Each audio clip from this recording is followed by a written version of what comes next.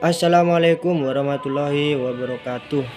Pada kali ini saya akan menjelaskan kembali secara singkat materi tentang pengukuran dan evaluasi kinerja. Langsung saja penjelasan yang pertama yaitu tentang definisi indikator dan standar kerja. Yang pertama yaitu definisi indikator. Indikator adalah alat ukur dalam sebuah proses mencapai tujuan.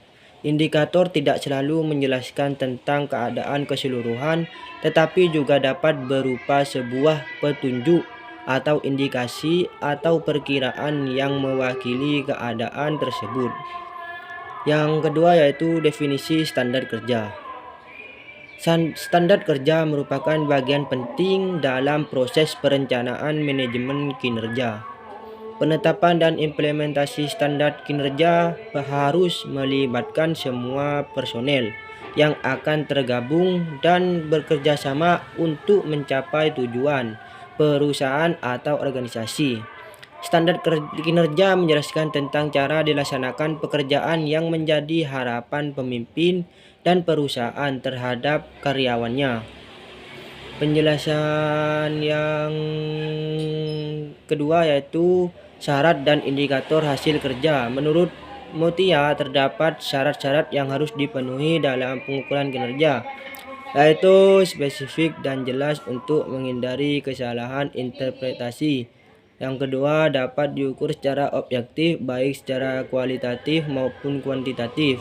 Yang ketiga, menangani aspek-aspek yang relevan. Yang keempat, harus penting atau berguna untuk menunjukkan keberhasilan input, output, dan outcome. Yang kelima yaitu fleksibel dan sensitif terhadap perubahan pelaksanaan. Yang keenam, efektif.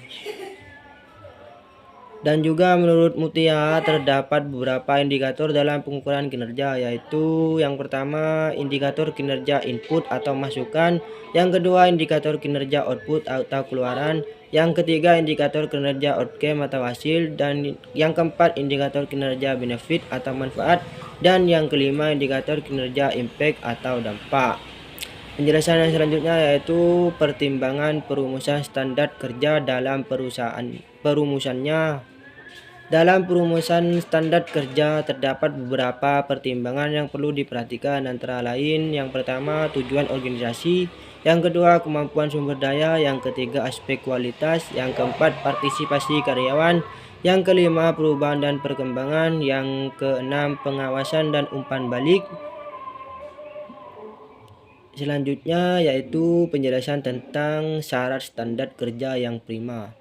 Ada beberapa syarat standar kerja yang prima, baik bagi perusahaan atau organisasi. Yang pertama yaitu sikap, yang kedua penampilan, yang ketiga perhatian, yang keempat tindakan, dan yang terakhir tanggung jawab.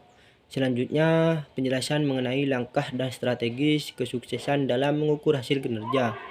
Beberapa langkah dan strategi kesuksesan dalam mengukur hasil kinerja. Yang pertama yaitu menetapkan tujuan dan sasaran strategis perusahaan. Yang kedua menentukan metrik yang andal. Yang ketiga melakukan pengukuran secara rutin. Dan yang keempat menggunakan software pembantu. Dan yang kelima melakukan evaluasi 360 derajat. Dan yang terakhir nilai kinerja karyawan. Selanjutnya penjelasan yang terakhir yaitu jenis dan target evaluasi institusi. Beberapa jenis evaluasi institusi yang umum dilakukan, yang pertama yaitu evaluasi prospektif, yang kedua evaluasi formatif, yang ketiga evaluasi sumatif, yang keempat evaluasi administratif, yang kelima evaluasi yudisial, yang keenam evaluasi politik, yang kedelapan kinerja karyawan, yang ketujuh dan yang terakhir kebijakan dan program. Mungkin hanya ini penjelasan secara singkat dari saya mengenai pengukuran dan evaluasi kinerja. Wassalamualaikum warahmatullahi wabarakatuh.